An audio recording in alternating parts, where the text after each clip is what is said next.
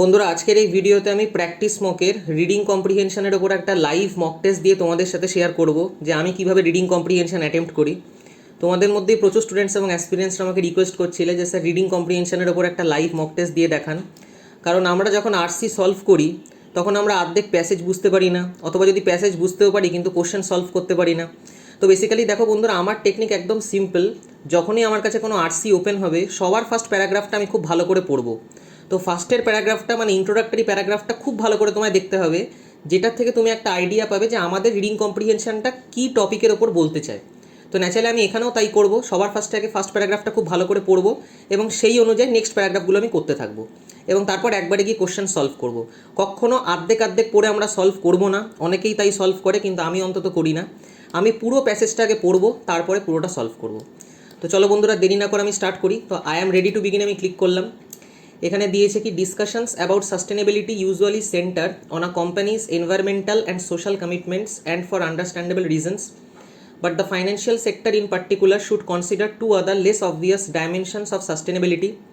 Regulatory sustainability is essential for addressing the systematic risk that the financial sector poses to our societies.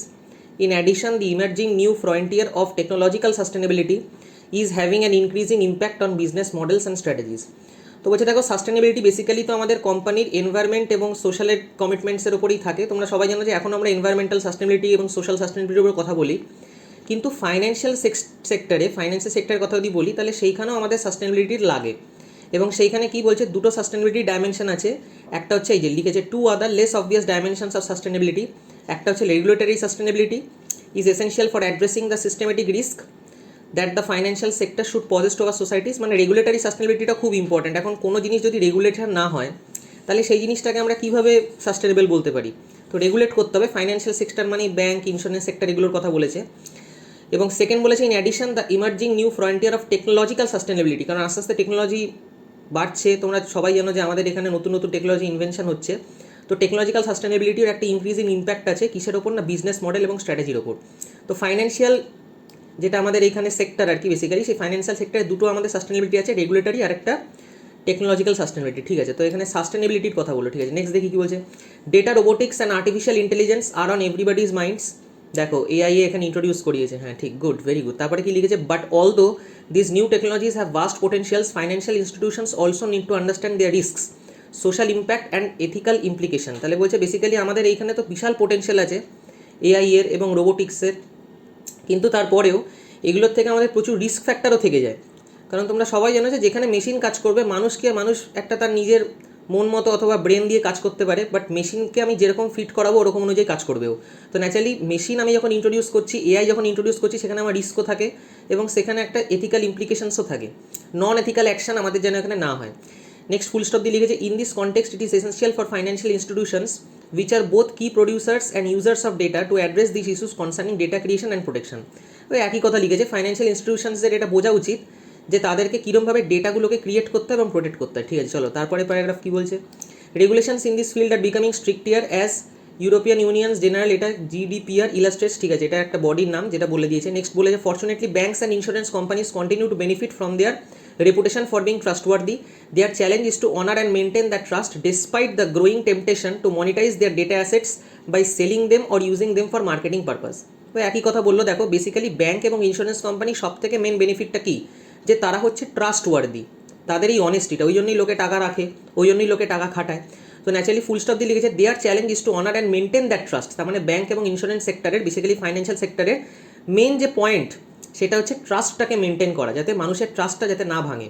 Despite the growing temptation to monetise the data assets by selling them or using them for marketing purposes. তো দেখতেই পাচ্ছ, যদি AI চলে আসে অথবা যদি robotics আমরা যদি ইন্ট্রোডিউস করি, তাহলে ডেটা যে অ্যাসেটগুলো সেগুলোকে সেল করে দিতে হবে তাদেরকে, অথবা সেই কোম্পানিকে যারা এআইগুলোকে মেনটেন করছে অথবা রোবোটিক্সকে মেনটেন করছে। তো সেইগুলো ফাইন্যান্সিয়াল সেক্টর কি সেল করবে? তো এটা ডিপেন্ড করবে ট্রাস্টনেসের ওপর, যে কীরকম ট্রাস্ট আছে, কীরকম ট্রাস্টওয়ার্দি মেনটেন করছে সেই কোম্পানিটা, তাদের এআইগুলো কি সত্যিই ট্রাস্টেবল কিনা। তো ন্যাচারালি এই অনুযায়ী জিনিসটা হবে। ঠিক আছে, তারপরে কি বলছে, robotics meanwhile is transforming all industries and job market. সেটা তো আমরা সবাই জানি, আস্তে আস্তে রোবট নিয়ে নিচ্ছে সব জায়গাগুলো। According to some estimates, between 1/4 and 1/2 of the financial sectors total workforce could be replaced by robots and AI over the next decade. তো এগুলো সব আমাদের রোবটস দিয়ে রিপ্লেস করে দেবে নেক্সট ডিকেডে, রোবোটিক্স এবং এআই দিয়ে। ফুল স্টপ দিয়ে লিখছে true studies of German manufacturing workers have found no evidence that robots reduces overall employment. এবং এই জিনিসটা খুবই ন্যাচারাল একটা জিনিস। অনেকেই ভাবে হয়তো রোবটস আমাদের সব জব খেয়ে নেবে, সব জব নিয়ে নেবে। বন্ধুরা, রোবট আমাদের যদি আসে তাহলে ওভারঅল এমপ্লয়মেন্টে কোনো এফেক্ট করে না, বেসিক্যালি ওভারঅল এমপ্লয়মেন্ট আরও বাড়ে। কারণ কম্পিউটারও যখন এসেছিলো তখন অনেকে বলেছিল যে প্রচুর জব চলে যাবে, বাট কম্পিউটার আসার পর তো জবস আরও বেড়েছে। তো ন্যাচারালি রোবট কোনোদিনও রিডিউস করবে না, এই যে লিখেছি সেই জিনিসটা। German manufacturing workers have found no evidence that robots reduces overall employment. Although each robot eliminates two manufacturing jobs, manufacturing জবসে রোবট এলিমিনেট করবে। ন্যাচারালি এটা করা উচিত। ম্যানুফ্যাকচারিং জবসে বিশাল ওয়ার্কলোড লাগে, প্রচুর হেভি ওয়ার্ক লাগে, যেটা হিউম্যানসদের পক্ষে করা অনেকটা ইম্পসিবল ব্যাপার অথবা খুব খাটনির কাজ। সেটা যদি রোবট করে দেয় তাহলে আমাদের অনেকটা সুবিধা হয়ে যাবে। বাট কমা দিয়ে লিখেছে it creates additional jobs in the service sector that fully offset their losses. Offset মানে হচ্ছে যেটা লসটাকে কম্পেনসেট করে দেয় আমাদের। তাহলে সার্ভিস সেক্টরে রোবট কী করবে, নতুন নতুন জবস ইন্ট্রোডিউস করবে যেখানে মানুষ কাজ করতে পারবে, এবং রোবটকে আমরা দিয়ে দেবো কোন জবসগুলো, ম্যানুফ্যাকচারিং জবসগুলো। ঠিক আছে, তারপর নেক্সট বলেছে but robots do not effect the composition of aggregate employment. Aggregate এমপ্লয়মেন্টকে অথবা টোটাল এমপ্লয়মেন্টকে রোবট কোনোদিনও মানে তোমার চেঞ্জ করে না আর কি, কম্পোজিশনটা চেঞ্জ করে না। ঠিক আছে, তারপর কি লিখছে AI technologies are probably the most difficult for financial sector to address owing to their complexity and ethical implications. AI টেকনোলজিগুলো সব থেকে ডিফিকাল্ট হয় অ্যাড্রেস করা। কেন?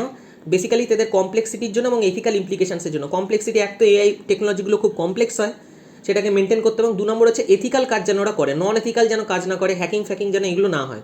ফুল স্টপ দিয়ে লেখা two major issue stand out. The first is algorithm bias which occurs when an algorithm produces systematically prejudiced results owing to the erroneous assumptions in the machine learning process. Very important point. Algorithm বায়াসের কথা বলেছে, এটা তোমরা কম্পিউটারও পড়ে থাকবে যে algorithm bias basically কী হয়, যখনই ধরো কোনো জিনিসের ধরো এরারিয়াস রেজাল্ট মানে বানায় আর কি, অথবা এরারিয়াস রেজাল্ট ধরো বেরোলো, তো সেইটাকে আমি কীভাবে কাউন্টার করব। তো সেইটাকে যদি আমি আগের থেকে কোনো মেশিনের মধ্যে কিছু জিনিস যদি ফিট করি তাহলে সেই হিসেবে কি আমি ইউজ করতে পারি। তো সেই হিসেবে যদি আবার ইউজ করি সেটার আবার ডিফারেন্ট ইমপ্লিকেশন আসতে পারে। হয়তো যে হিসেবে আমি আগের থেকে অ্যাজাম্পশন করে মেশিনের মধ্যে ফিট করে রেখেছি সেই হিসেবে হয়তো কাজটা হলো না, অন্য কোনো এরার হয়তো আসলো। তাহলে এই অ্যালগোরিদম বায়াসটাকে আমাদেরকে খুব ভালো করে দেখতে হবে, যেটা উচিত না আর কি হওয়া। কারণ আমাদের হিউম্যান ব্রেন কী করে, অ্যাকর্ডিং টু কন্ডিশন অ্যাক্ট করে। প্রচুর কন্ডিশন, নতুন নতুন কন্ডিশনের সাথে আমরা ডিল করতে পারি, কিন্তু এআই তো আর করতে পারবে না সেই জিনিসটা। নেক্সট বলেছে the other big concern relates to the transparency and explainability. Transparency এবং explainability of AI driven models, because these models will increasingly be used to make recruiting, lending and perhaps even legal decisions. It is essential to know their critical features and the relative importance of each in the decision making process. যে recruiting কীভাবে হচ্ছে, lending কীভাবে হচ্ছে, সেই জিনিসগুলোর ব্যাপারেও AI মডেলের একটা এখানে ট্রান্সপারেন্সির একটা এখানে বিশাল বড় একটা কোশ্চেন মার্ক আছে, যে এটা কি সত্যি সত্যি ট্রান্সপারেন্ট হবে কি হবে না। Next we need to open the black box to understand the processes, procedures and sometimes implicit assumptions it contents. আমাদেরকে এই জিনিসগুলোকে ওপেন করতে হবে, ব্ল্যাক বক্সটাকে, এবং আন্ডারস্ট্যান্ড করতে হবে কী করে জিনিসগুলো ওয়ার্ক করে। ঠিক আছে, মানে কনক্লুশনটা পজিটিভ দিয়ে শেষ করেছে। The regulation also will increasingly push us in this direction. The GDPR এর আগের এইখানে একটা বডির কথা বললো বোধ হয়, এই বডিটার কথা, এই যে GDPR, হ্যাঁ ঠিক রাইট। তাহলে GDPR এখানে কী বলছে, for example aims at introducing the right for individuals to obtain meaningful information about logic involved in automated decision making that has legal or similarly relevant effects. সে লাস্টে একটা শেষ করেছে GDPR এর এই জিনিসটাকে একটা ইন্ট্রোডিউস করতে হবে, যে মিনিংফুল ইনফরমেশন এবং লজিক বেসড আমরা অটোমেটেড প্রসেস যাতে ইন্ট্রোডিউস করতে পারি। ঠিক আছে, চলো কী বলছে দেখো। As per passage what is algorithm bias, এই যে এক্ষুনি পড়লাম এখানে অ্যালগোরিদম বায়াস। কই গেল অ্যালগোরিদম বায়াসটা, কই গেল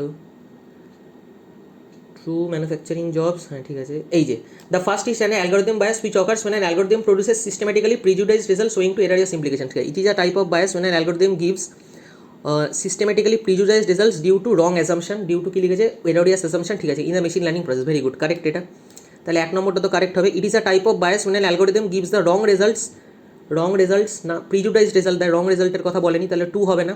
it is a type of bias when an algorithm alters the system's security features and favors particular customers or company to reap the benefits, এটাও হবে না, এখানে কোনো কোম্পানির কথা বলেইনি, সিস্টেম সিকিউরিটির কথা বলেইনি, তাহলে আনসার হয়ে যাবে অনলি 1। তারপর নেক্সট কী বলছে, as per the passage why it is difficult for the financial sector to address AI technology because of the complex nature of AI technology. এক্ষুনি তোমাদেরকে পড়ে শোনালাম যে AI টেকনোলজি কেন ডিফিকাল্ট হবে, দুটো কারণে, একটা হচ্ছে কমপ্লেক্স নেচার আর একটা হচ্ছে এথনিক্যাল প্রসেসেস।